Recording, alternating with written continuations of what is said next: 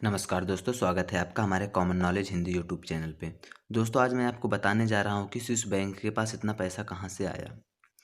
सन 1920 तक Swiss bank के पास कुछ खास पैसे नहीं थे, क्योंकि उनका सारा कारोबार नैतिक और पारदर्शक तरीके से चलता था। और इसी कारण खुद स्विट्जरलैंड देश भी उतना अमीर न था जितना आज है। पर 20 के दशक के बाद सब कुछ बदल गया, क्योंकि प्रथम विश्व युद्ध में जर्मनी की हार हुई और उसकी इकोनॉमी खत्म हो गई। और इसके चलते फॉरेन करेंसी के सामने जर्मन रिमार्क जर्मन करेंसी का मूल्य बहुत कम हो गया। और जर्मनी में एक अति धनिक और साहूकार कौम रहते थे, जिसे हम यहूदी और पूरी दुनिया जूइश कहती है। ये यहूदी लोग कारोबार में अव्वल नंबर पे थे और ब्याज पे पैसे घुमाते थे, लिहाजा जर्मनी में यहूदी बहुत पैसे वाले थे।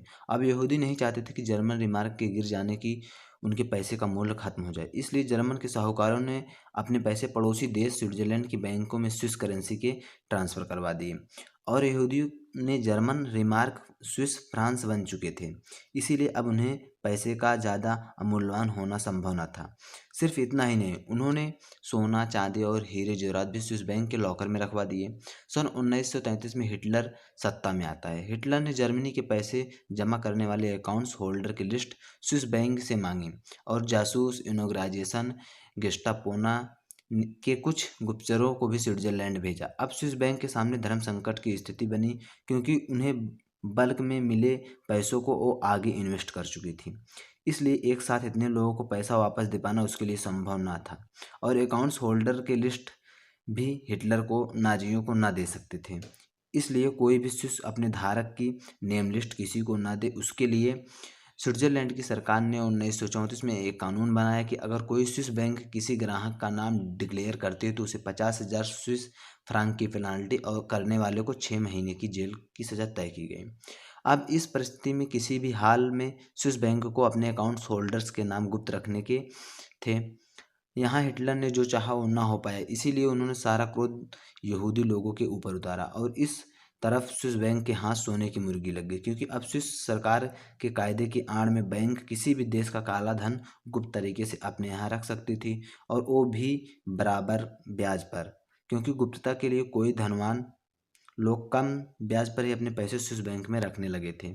अब दोस्तों, स्विस बैंक की ये कमाई पाप की कमाई है, क्योंकि दुनिया के कई देशों में होने वाले फिरौती, राजकीय भ्रष्टाचार, टैक्स की चोरी, जनता का शोषण, हवाला और ड्रग्स माफिया जैसे कांडों का काला पैसा यहाँ जमा होता है। इंडोनेशिया के प्रथम प्रमुख सहकर्ता युगांडा के तानाशाही इर्दी अमीन, फिलीपाइंस के फर्डिनांड, पाकिस्तान के आफर जारदारी और भारत भी के भी कई लुटेरों का काला धन स्विस बैंक की तिजोरी में सेफ है। इतना ही नहीं, इस सीक्रेट अकाउंट्स का लाभ तो आतंकवादी भी ले रहे हैं।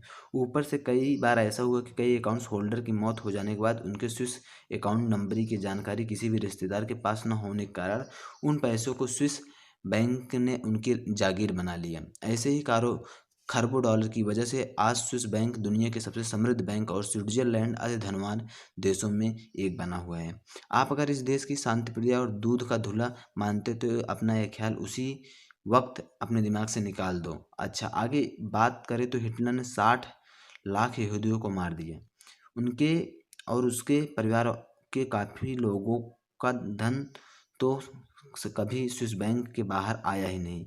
बाद में बैंक को जब पूछा गया तो उन्होंने यहूदी लोगों के अकाउंट उनके बैंक में होने से साफ इनकार कर दिया। पर स्विस बैंक के एक ऑफिसर ने सन 1997 में सारा भांडा फोड़ दिया। बाद में उसे खून की धमकियां मिलने लगी और वो देश छोड़कर अमेरिका चला गया।